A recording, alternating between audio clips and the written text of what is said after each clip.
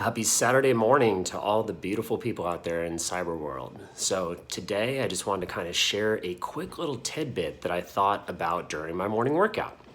So first of all, for those that are not familiar, this is what we call a cycling shoe. You can see underneath, it's got a little area where you clip in.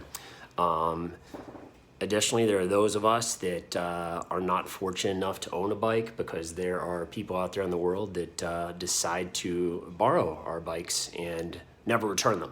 So I have been relegated to what we call spinning or indoor cycling, which I really enjoy as a workout. And the classes that I take, we use these shoes. You clip in, my understanding, very similarly to what people do in outdoor cycling.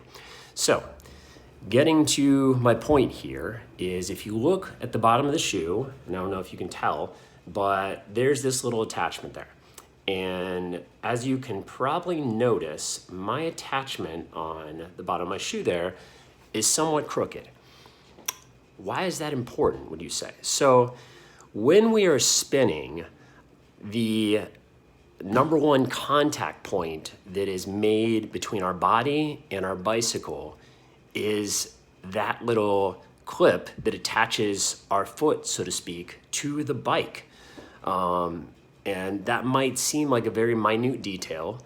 However, many problems can start down at the feet, down at the ankles, and work up what we call the kinetic chain.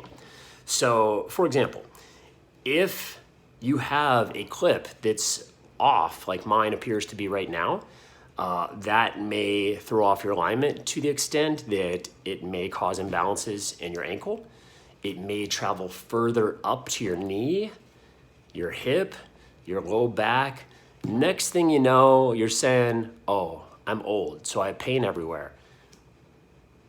A lot of people like to say that. I don't really like to just give that little cop-out answer. I am a little more optimistic that there might actually be real reasons that we can correct. So funny thing about my example here with this crooked clip on the bottom of my bike shoes, I actually corrected that before my class this morning and had it perfectly straight. And I noticed a tremendous amount of difference during the 60-minute ride that I did, that all of my alignment, my strength, everything just felt so much better and fluid. And really stupid of me, I had not considered looking at that for the longest time. And this is a little detail that I don't think a lot of people would actually consider, but it's really, really a big deal. I have managed to give myself a sprained ankle during a spin class, which, is due to me doing several dumb things, including poor ergonomics. But my message here today is I just wanted to share that little tidbit with you.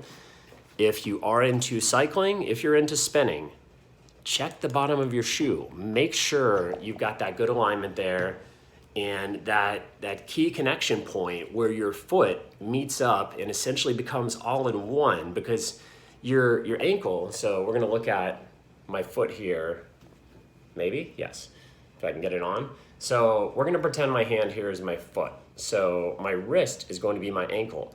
And you'll notice, like, as my foot and wrist moves, it impacts further up my forearm, which we could associate with the lower leg. And it'll move up even, like I said, into the knee impacts the hip impacts the glutes, the lower back. All these things are related.